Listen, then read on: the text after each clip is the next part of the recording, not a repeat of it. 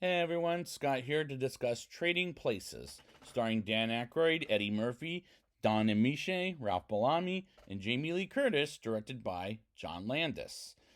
Now, I remember seeing this movie for the first time at a friend's house many years ago, and what do I think of it? Well, let's see how good it is. I don't remember this movie too well. Let's get into it.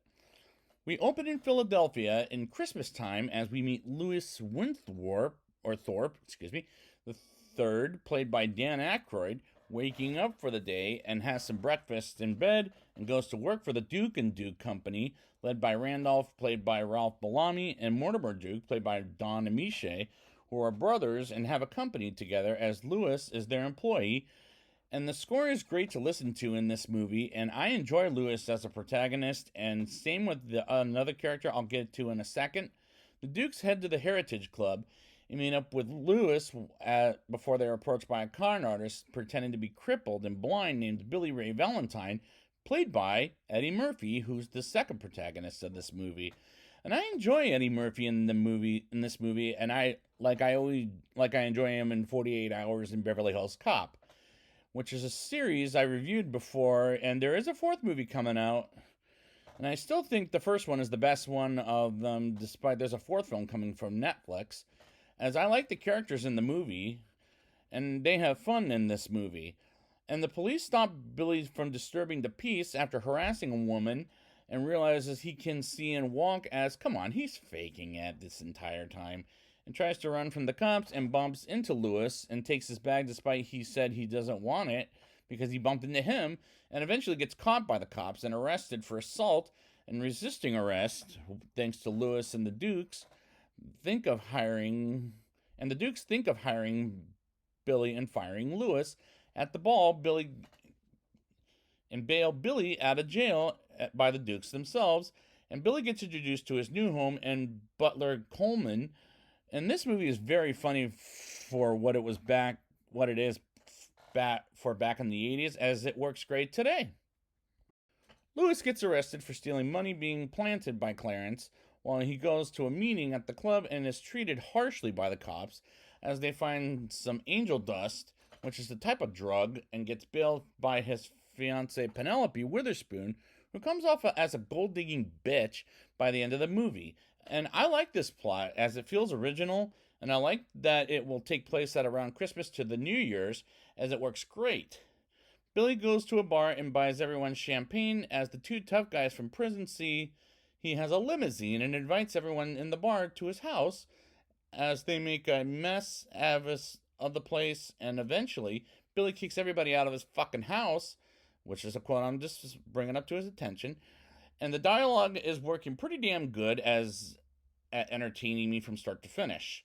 After Lewis gets out of jail, Penelope breaks up with Lewis once she sees Ophelia, played by Jamie Lee Curtis, all over Lewis, and I like the chemistry between Dan Aykroyd and Jamie Lee Curtis, as they have such good chemistry. Ophelia and Lewis take a taxi cab to his own house where Billy lives at, and Coleman treats him like a stranger and a criminal as he tries to get some money out of the bank, but he can't because his accounts have been frozen.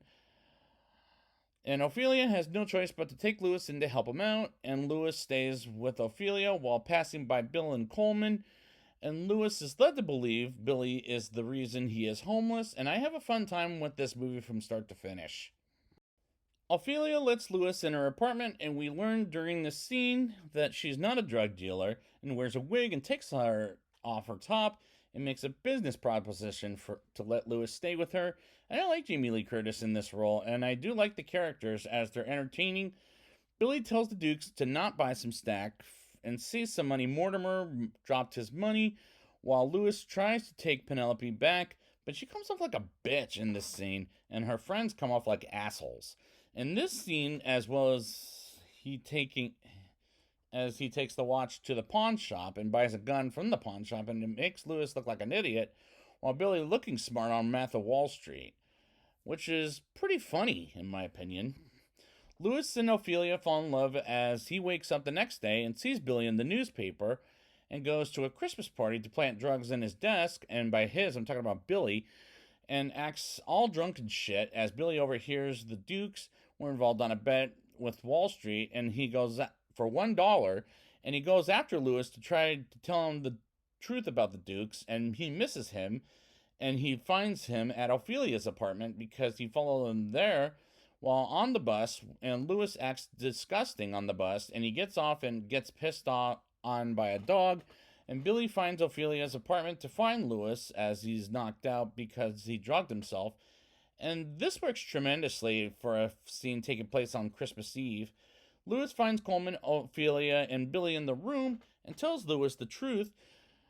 When Billy tells Lewis the truth, I should say, about the Dukes from a bet for $1, and Lewis wants to go to war with the Dukes, and they come up with a plan to hit them where it hurts, which happens to be the wallets, to quote the Dark Knight, and takes a train to New York for their New Year, and we get a surprise cameo from, I want to say it was Bill Murray, but no, it's James Belushi? I don't remember who it is, which was the year before. Well, no, let's move on.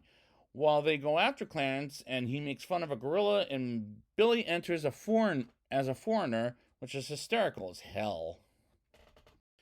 The gorilla goes to New York and eats some bananas, while Coleman comes in as an alcoholic priest, which is what I'm led to believe that's what he's disguising himself as.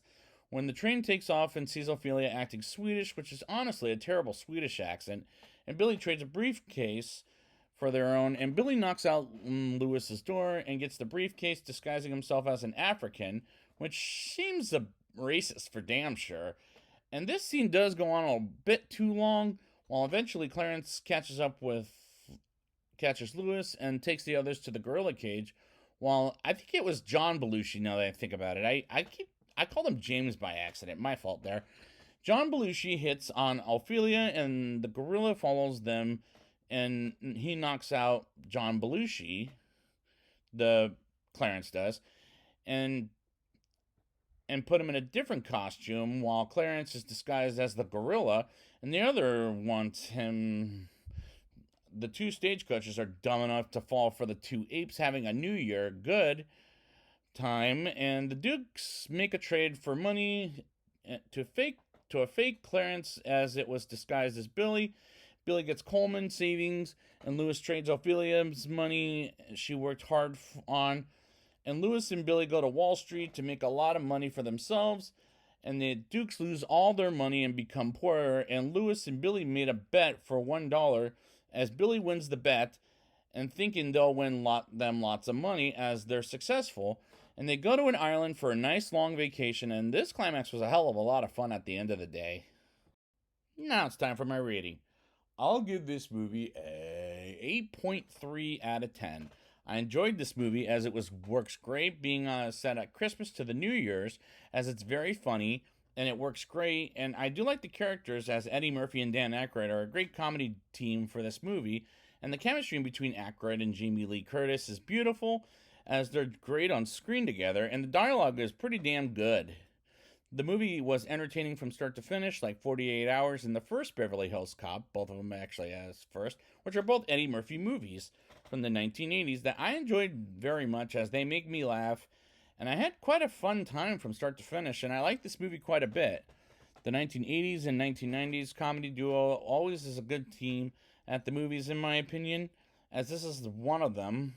And I'm giving this a solid recommendation for a fun time for a Christmas movie, but we'll see how Candy Cane Lane goes by the next time.